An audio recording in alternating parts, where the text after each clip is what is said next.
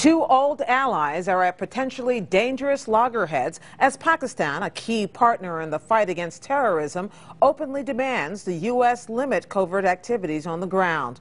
The concerns come in the wake of a U.S. drone attack that killed 40 Pakistani civilians and uproar over the release of a CIA contractor who shot and killed two Pakistanis in Lahore.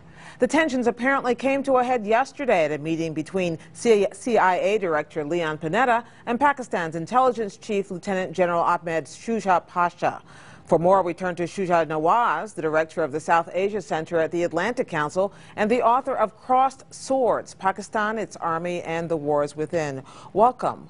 You were recently in Pakistan. Does this represent a new break or a continuation of the building tensions? I think this is a very sharp escalation of the war of words between the United States and Pakistan, and it really reflects the very deep-seated anger that I could feel in my conversations with senior military and intelligence officials in Pakistan at what they thought was a very striking use of tactical weapons inside Pakistan, which risk damaging the strategic alliance between the two countries. Now, this is not new, this unhappiness about the use of drones. Is there something, was it this CIA contractor, the Raymond Davis case, that sparked it? Why the meeting yesterday here in Washington? I think it's a culmination of a number of things. The Raymond Davis case was merely a symptom of this difficult relationship. There has been building over time a feeling inside Pakistan that they felt they didn't get the trust and the respect that they deserve from their U.S. counterparts. The U.S., of course, feels that the Pakistanis haven't done enough for them in return, particularly in the battle against the Afghan Taliban that have sanctuary in Pakistan. But there is a codependency between these two strategic partners, and I think that was being lost in the tactical moves that were evident. So what does the U.S. do at this point? Are there concessions that they are prepared to make? And are there concessions that the Pakistanis are prepared to make for this codependency to continue?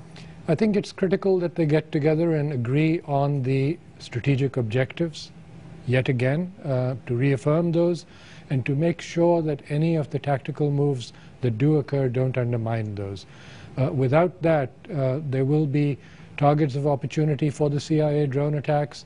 But now I guess the CIA will be much better prepared to share information with the ISI, because if it doesn't, then we're going to see a repeat of this unhappiness. What I heard was that the Army chief, in his private message to the United States, threatened that if he were pushed, he would react. And another senior military official has been quoted as saying that they might even shoot down the drones.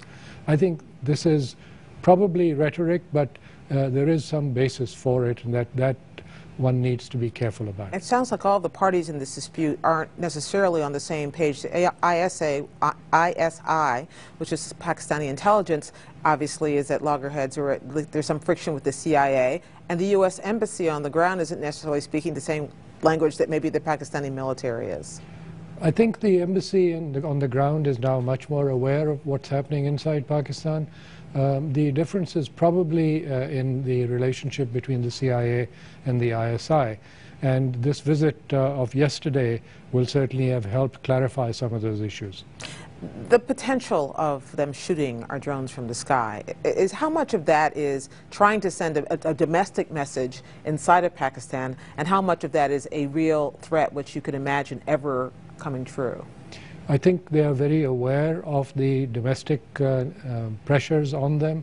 In fact, after this attack that killed reportedly 41 people at a place called Data Khel in North Waziristan, it was quite clear that the Pakistanis were being blamed for not protecting the borders.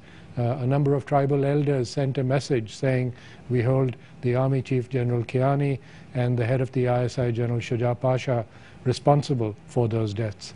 And I think the Army is very cognizant of public opinion in Pakistan. Is there still a common agreement about what the goal is along the border there? Or is this, and from the U.S. point of view, obviously, to stop the seepage and that would create tensions in Afghanistan, but is there a common agreement about what you do about that?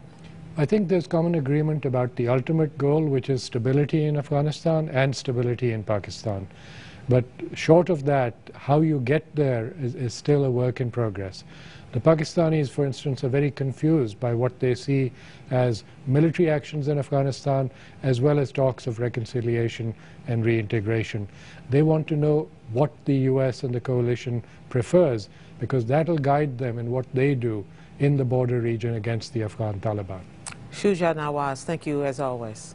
Thank you.